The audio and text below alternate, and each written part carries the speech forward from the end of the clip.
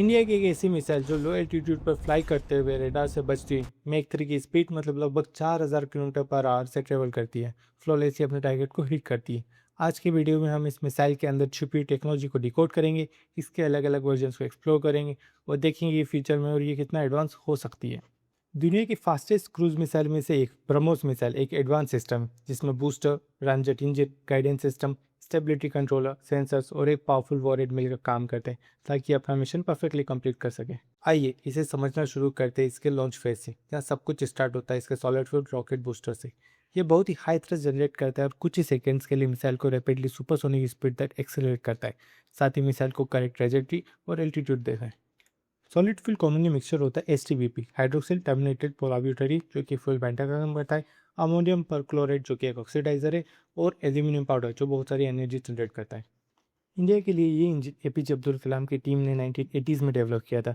यह booster missile को perfect height और स्पीड देता है और मिसाइल से सेपरेट हो जाता है। वैसे आगे बढ़ने से पहले आप हमें सब्सक्राइब करके हमारे लिए बूस्टर बन सकते हो, सो प्लीज़ सब्सक्राइब। बूस्टर के सेपरेट होने के बाद कंट्रोल आता है मिसाइल के मेन इंजन के पास, रामजेट इंजन। रामजेट एक एयर ब्रीथिंग इंजन है जिसके टेम्परेचर या टर्बाइन जैसे कोई मूविंग पार्ट नहीं होते। ये सिर्फ एक सिंपल साइंस पर काम करता है। इस स्टेज पर मिसाइल पहले से ही बहुत हाई स्पीड में होती है और इसी स्पीड की वजह से हवा डायरेक्टली इंजन के अंदर इंटर होती है, वो कंप्रेस हो जाती है, इसीलिए अलग से कंप्रेशन की ज़रूरत नहीं पड़ती। इसके बाद इस कंप्रेस एयर में फ्यूल को इंजेक्ट किया जाता है और यह कंबशन होता है। हाई टेम्परेचर हाई प्रेशर गैसें जनरेट होती है। अब ये गैसें एक छोटे से नोजल से बहुत तेज़ बाहर निकलती है और इसी प्रोसेस से थ्रस्ट जनरेट होता है। ये पूरा सिस्टम न्यूटन्स के थर्ड लॉ ऑफ मोशन पर काम करता है, जहाँ गैसेस पीछे की तरफ निकलती है और मिसाइल को आगे की तरफ पुश करती है। रामजेट पावरफुल है लेकिन एक लिमिट के साथ। हाइपरसोनिक स्पीड यानी मैक 3 के ऊपर इफिशिएंटली काम नहीं करता और यहाँ स्टार्ट होता है एक नए जनरेशन इंजन का, scramjet supersonic combustion ramjet engine. अब सवाल आता है, इतनी हाई स्पीड पर ये मिसाइल अपने टारगेट इतनी एक्यूरेसी से कैसे ढूंढती है? इसका जवाब है इसका एडवांस गाइडेंस सिस्टम। सबसे पहले आता है इनर्शियल नेविगेशन सिस्टम INS, जो मिसाइल कोर नेविगेशन सिस्टम होता है। ये गायरोस्कोप की मदद से डायरेक्शन मेजर करता है और एक्सक्रीोमीटर जैसे सेंसर स्पीड और मूवमेंट चेक करते हैं। लेकिन लॉन्ग डिस्टेंस मिसाइल्स में छोटी एरर्स आ सकती है, इसलिए ये सिस्टम सैटेलाइट नेविगेशन से भी कनेक्ट होता है, जैसे ग्लोसान या जीपीए, जो मिसाइल को मिड कोर्स में पाथ करेक्शन देते हैं और ड्रिफ्ट एरर को रिड्यूस करते हैं। और जैसे ही मिसाइल अपने टारगेट के पास पहुंचती है, इसका एक्टिव रेडार सीक्वेंस ऑन होता है जो टारगेट को डिटेक्ट करता है, उस पर लॉक करता है और फाइनल डायरेक्शन एडजस्ट करके प्रिसाइज स्ट्राइक इंश्योर करता है, जैसे ये। लेकिन सिर्फ एक्यूरेसी ही काफ़ी नहीं होती, इतनी हाई स्पीड पर मिसाइल को स्टेबल रखना भी ज़रूरी होता है। इसलिए मिसाइल के अंदर एक एडवांस कंट्रोल सिस्टम होता है जो गायरोस्कोप और एक्सीलरोमीटर से मिलने वाले डेटा को प्रोसेस करता है, रियल टाइम कैलकुलेशन करता है और एक्यूएटर्स को कमांड भेजता है। ये एक्यूएटर फिन्स को मूव करते हैं और उनका एंगल एडजस्ट करते हैं ताकि मिसाइल अपने डायरेक्शन और बैलेंस मेंटेन कर सके। और ये प्रोसेस एक बार नहीं, हर second hundreds of time repeat होती है। इसी वजह से मिसाइल इतनी हाई स्पीड पर भी परफेक्टली स्टेबल रहती है। लेकिन इंटरेस्टिंग बात यह है कि फिन्स का कंसेप्ट नया बिल्कुल नहीं है। 1926 में रॉबर्ट एच कोबार्ड ने अपनी रॉकेट फ्लाइट में फिन्स का यूज़ करके स्टेबिलिटी अचीव करके दिखाया था।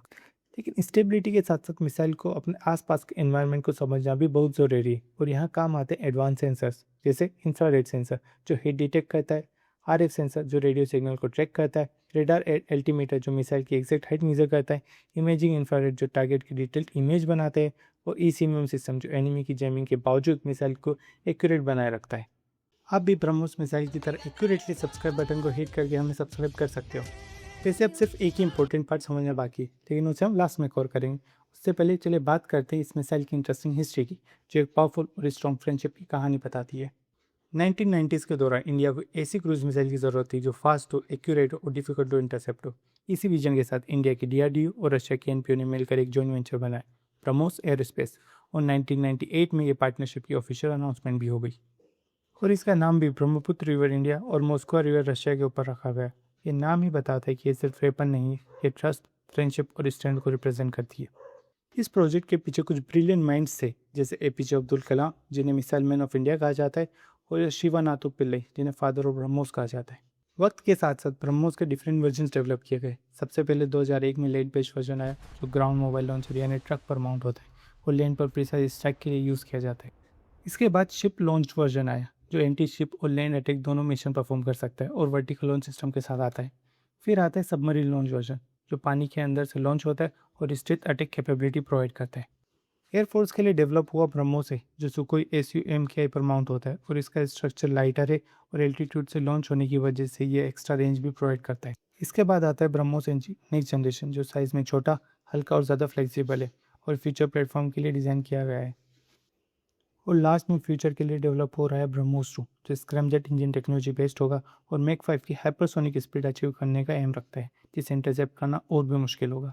अगर इन सब वर्जन्स को देखा जाए तो ब्रह्मोस सिर्फ एक मिसाइल नहीं है, बल्कि एक कंप्लीट फैमिली है जो लैंड, सी, एयर और फ्यूचर हाइपरसोनिक सिस्टम तक एक्सपांड होती है। अब बात करते हैं सबसे इंपॉर्टेंट हिस्से की, ब्रह्मोस मिसाइल का वॉरेट, जो टारगेट तक पहुंचते ही गेम चेंज कर सकता है। ये लगभग 200 से 300 किलोग्राम का कन्वेंशनल हाई एक्सप्लोसिव वॉरेट कैरी करता है। इसकी हाई स्पीड मैक 3 इम्पैक्ट को और डेडली बना देती है, जिससे टारगेट पर मैसिव डिस्ट्रक्शन होता है। ब्रह्मोस मेनली एंटी शिप और प्रिसीजन लैंड अटैक मिशन के लिए यूज़ होती है। वैसे ये मिसाइल न्यूक्लियर बॉम्ब भी कैरी कर सकती है, पर गवर्नमेंट ने अभी तक ऑफिशियल नहीं किया है। वैसे हम सब जानते हैं क्यों। वैसे हम ये भी जानते हैं आप सब्सक्राइब ज़रूर करोगे, so please subscribe and enjoy our other videos.